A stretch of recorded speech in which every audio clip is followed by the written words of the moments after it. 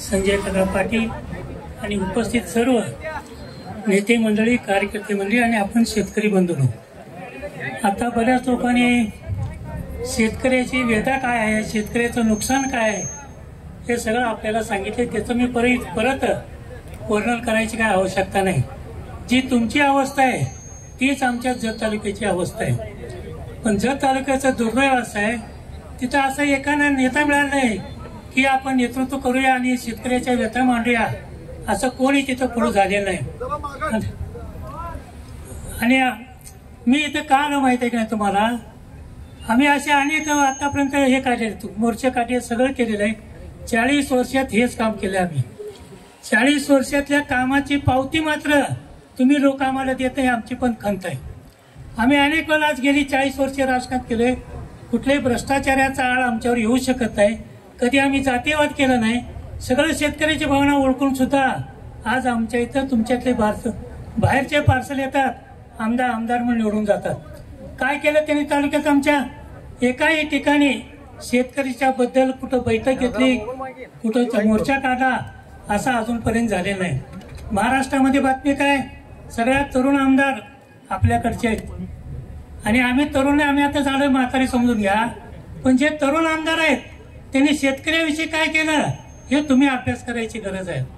आज तुमच्या पाट्या वाचलो इथं, मायबाप सरकार दिवाळी साजरी करू का शिमगा साजरी करू, काय म्हणते, संपूर्ण एक नारा 7-12 कोरा. हे कुणी घोषणा दिल्या आहेत 7-12 कोरा करू म्हणून? ह्या राज्याचे मुख्यमंत्री देवेंद्र फडणवीस यांनी सांगितलं ना, निवडणुकीच्या काळामध्ये तुमचा 7-12 कोरा कोरा कोरा करू. 3 वेळा त्यांनी भाषणामध्ये सांगितलेलं आहे. का कोरा करत नाही तुम्ही?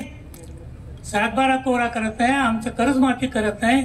कर्जमाफी कुणाला करताय तुम्ही? कर्जमाफी करताय अडाणी अंबानीला करताय. 12 लाख कोटीचं कर्ज या उद्योगपतींना माफ झालं, एवढं लक्षात ठेवा. म्हणजे तुम्हाला किती पैसे दिले? 40,000 किती कोटी दिले? 31,000 कोटी दिले. आणि एका शक्तीपीठ महामार्गासाठी शेतकऱ्याच्या जमिनी घ्यायला 20,000 कोटी, तुमच्या जमिनी घ्यायला 20,000 कोटी.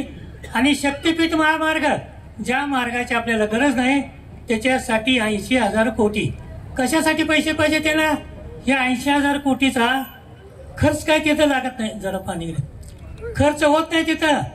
40% रक्कम ही भारतीय जनता पार्टीला आणि त्यांच्या नेत्याला जाते, एवढं लक्षात ठेवा. आपल्या एकदा सांगली ते पेठ नाका रस्त्याचं काम होतं, ते काम 40% बिलून आलं. म्हणजे बघा किती कोटीचं काम, 40 कोटी बिलवलं. म्हणजे समजा 100 कोटीचं काम असेल तर 40 कोटी रुपये तिथं शिल्लक राहतात. ते कुणाला जातात पैसे? भारतीय जनता पार्टीला, त्यांच्या नेत्याला पैसे जातात. जिथं पैसे द्यायची गरज आहे तिथं तुम्ही आम्हाला कर्जमाफी करत आहे. जिथं शक्तीपीठाला विरोध आहे त्या रस्त्याला, तिथं मात्र शक्तीपीठ करायचे त्यांचे मनापासूनची तयारी चालू आहे आणि भूसंपादन करायला लागले. म्हणजे या सरकारला करायचं काय? या सरकारला तुम्ही म्हणताय दिवाळी साजरी करू का शिमगा साजरी करू? त्यांनी म्हणते तुम्ही शिमगा साजरी करा. का म्हणतात माहितीये का? तुमच्या अंगाची जोर पाहिजे ना, ते जोर आम्हाला अजिबात दिसत नाही. माझं स्पष्ट मत आहे. निवडणूक आली की मताला 5,000 2,000 दिले, हे सगळे शेतकरी तुम्ही झक मारताय आणि मत ज्याचे पैसे घेताय त्याला तुम्ही मत देताय, असं माझा डायरेक्ट आरोप आहे. एखादा माणूस बाहेरच्या ह्याच्यात येतोय, आमच्या इथं मागे एकदा शेंडियाला 15 दिवसात आमदार झाला, गोपीचंदाला महिनाभरात आला, तो पण आमदार झाला. कसे आमदार झाले? एक तर जातीवादाचा गल्ला आणि पैशाचा गल्ला, या दोन्ही शिवाय या भारतीय जनता पक्षाला काही माहिती नाही. गावागावामध्ये भांडणं लावणं, जाती जातीमध्ये भांडणं लावणं, धर्माधर्मामध्ये भांडणं आणि नाही ते विषय बाहेर काढणं. शेतकऱ्याचा विषय सोडायचं, त्या औरंगजेबच्या कबर खोदूया, विशाळ गाड्याचा अतिक्रमण करूया, नाही ते उद्योग या लोकांनी आपल्याकडे काढलेला आहे. म्हणजे लोकांचं मत नेहमी दुसरीकडे व्हावं अशा पद्धतीचं हे भाजपचं सरकार चालू आहे. आम्ही सुद्धा सरकारमध्येच आहोत, पण पहिल्यांदा आम्ही तुमच्या सोबत आहोत, एवढं लक्षात ठेवा. आम्हाला ना सरकारची दया ना याची दया आहे. ज्या सरकारला शेतकऱ्याची दया येत नाही त्या शेतकऱ्याबरोबर आम्हाला आहे. आमची दया तुम्हाला येते की नाही आम्हाला माहिती नाही. आम्हाला काय राजकारण करायचं नाही. आम्हाला जे करायचं आहे राजकारण ते शेतकऱ्याच्या बाजूलाच करायचं आहे. आणि आज शेतकरी हा पोतराजा झाला आहे, बळीराजा राहिले ना, तो पोतराजा झालेला आहे. त्यामुळे याचं दुःख पुसायला आपण सगळ्यांनी ताकदीने लढलं पाहिजे. आज आपल्यामध्ये ही जी लोकशाही झाली ना, अतिशय भ्रष्ट लोकशाही झाली, एवढं लक्षात ठेवा. याच्यामध्ये एक लढत